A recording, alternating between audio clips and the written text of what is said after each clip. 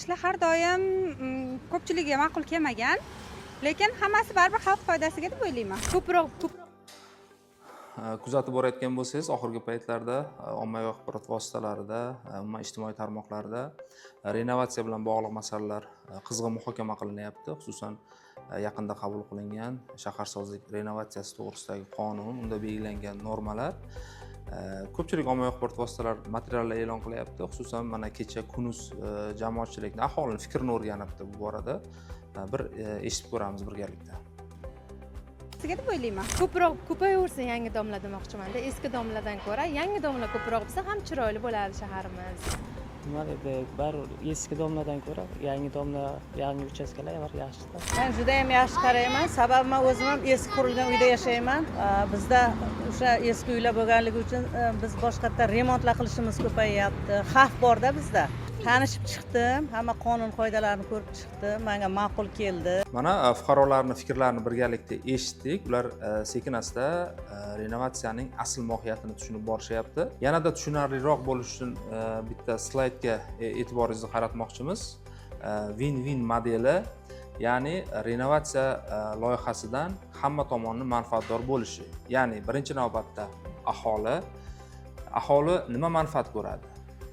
Birinchi navbatda yaxshilangan uy-joy va infratuzilma, adolatli kompensatsiya yoki yangi uy-joy olishi, yashash sifati va xavfsizlik oshadi.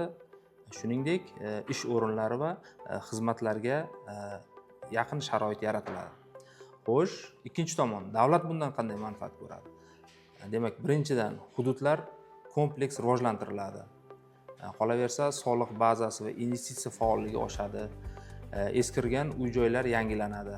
Shuningdek, muhandislik va ijtimoiy infratuzilma ancha yaxshilanadi. Xo'sh, demak, uchinchi tomon, investor bundan qanday manfaat ko'radi? Demak, investor birinchi navbatda barqaror va qonuniy loyiha muhitiga ega bo'ladi. Loyiha rentabelligi va aktiv qiymati oshadi. Davlat bilan hamkorlik imkoniyati kengayadi va shuningdek, bozor talabiga mos yangi obyektlar quriladi. Demak, natijada barcha tomonlar manfaatdor bo'lgan barqaror renovatsiya modeli yaratiladi. Toshkent City misolida ham ko'rishimiz mumkin. Mana ilgari qanday bo'lgan?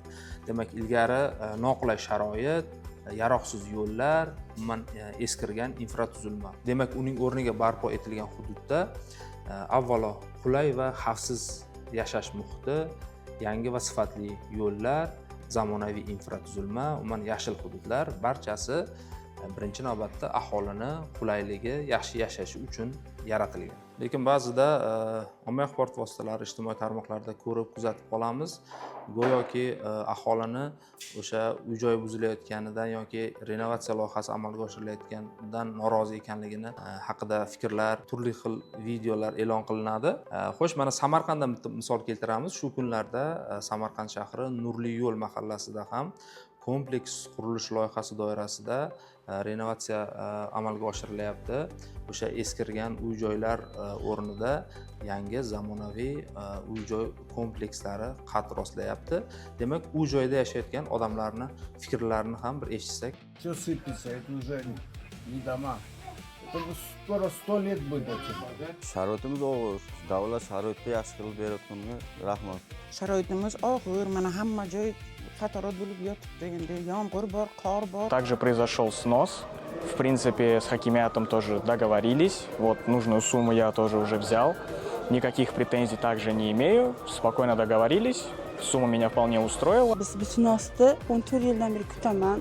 Obshirada yashaymiz o'zi. Sinos bo'ladiganini deb kutamiz. Mana sharoitlar yaxshi bo'ladi deb. Mana Xudoga shukr, mana sinos bizani rozi qilishdi. Eski davrda bizda kanalizatsiya bo'lmagan, uni suv sharoiti bo'lmagan. Juda qiyin bo'lgan, sharoitimiz qiyin bo'lgan. Mana fuqarolarning fikrlarini, mulohazalarini eshitdingiz. Aksariyat odamlar amalga oshirilayotgan renovatsiya loyihasidan rozi. Mana kimdir kompensatsiya pulini olyapti, kimdir o'zi uchun uy-joy tanlayapti. Renovatsiya masalasida sizning fikringiz qanday? Izohlarda yozib qoldiring.